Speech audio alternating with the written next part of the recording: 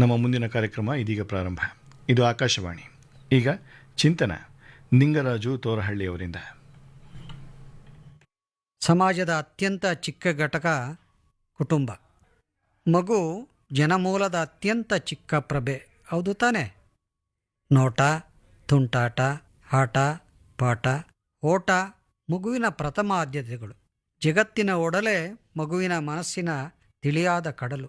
ಮಗು ಪರಿಶುದ್ಧ ಸ್ಫಟಿಕದಂತಹ ಜೀವ ಜಗತ್ತಿನ ಪ್ರಜ್ಞಾಜ್ಯೋತಿ.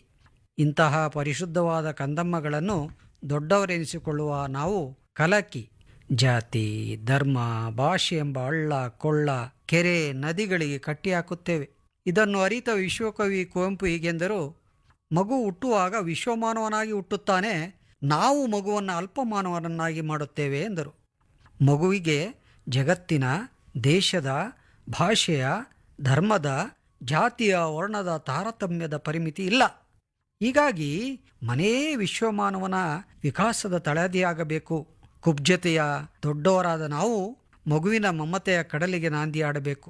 ಮಗುವಿನ ಎಲ್ಲ ರೀತಿಯ ವಿಕಾಸದ ವೇದಿಕೆ ಮನೆ. ಮನೆಯೇ ಮೊದಲ ಪಾಠಶಾಲೆ.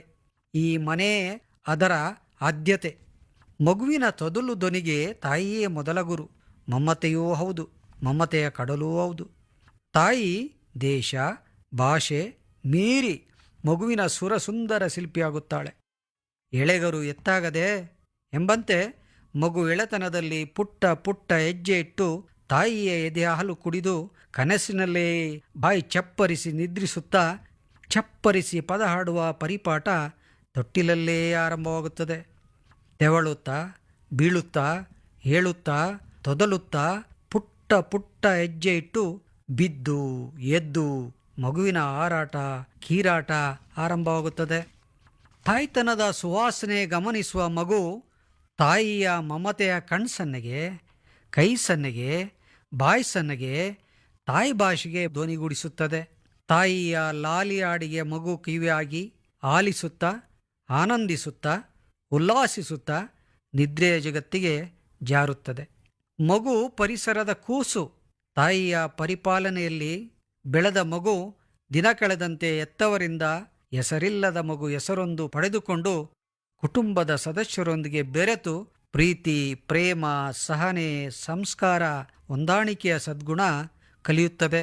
ಹಬ್ಬ ಹರಿದಿನಗಳಲ್ಲಿ ಮನೆಯನ್ನು ಸಿಂಗರಿಸುತ್ತಾ ಒಪ್ಪಾವರಣ ಮಾಡುವ ಕೌಶಲ್ಯ ರೂಢಿಸಿಕೊಳ್ಳುತ್ತದೆ.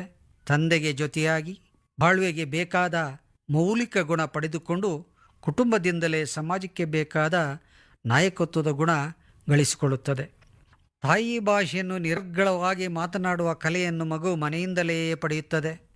ಮಗು ಪರಿಸರದ ಎಲ್ಲರಿಗೂ ಬೇಕಾದ ಒಂದು ಅಮೂಲ್ಯ ಎಳೆಯ ಗಿಡವಿದ್ದಂತೆ. ಇದನ್ನು ನಾವು ಪೋಷಿಸಿ ಬೆಳೆಸಿದಂತೆ ಬೆಳೆಯುತ್ತದೆ. ಫ್ರಾನ್ಸ್ ದೇಶದ ತತ್ವಜ್ಞಾನಿ ರೂಸೋ ಮಗುವನ್ನು ಕುರಿತು ತನ್ನ ಗ್ರಂಥ ಸೋಷಿಯಲ್ ಕಾಂಟ್ರಾಕ್ಟ್ನಲ್ಲಿ ಎಂದಿದ್ದಾರೆ: man is born to free but is everywhere is chain ಎಂದು. ಇದರ ಅರ್ಥ ನಿರ್ಬಂಧಗಳಿಲ್ಲದೆ ಬೆಳೆಯಬೇಕು ಮಗು ಎಂಬುದು. ಬೆಳೆಯುವ ಗಿಡವನ್ನು ಚಿವುಟುವುದು ನಿಸರ್ಗದ ದ್ರೋಹ. ನೀವೇ ಯೋಚಿಸಿ, ನಿರ್ಧರಿಸಿ. ಸುಂದರ ಸಮಾಜಕ್ಕೆ ಫಲಭರಿತ ಮರ ಬೇಕೇ? ಬರಡು ಮರ ಬೇಕೇ? ಸದಾ ಹಸಿರಾಗಿರುವ ಮಗು ನಿಸರ್ಗದ ಕೂಸು. ನಿಸರ್ಗವೇ ಡಾರ್ವಿನ್ ಸಿದ್ಧಾಂತದ ತವರುಮನೆ. ಮಂಗನಿಂದ ಮಾನವನಾದ ವಿಕಾಸದ ಹಾದಿ ಕುಟುಂಬದ ಸುಂದರ ಪರಿಮಿತಿಗೆ ಬಂದು ನಿಂತಿದೆ.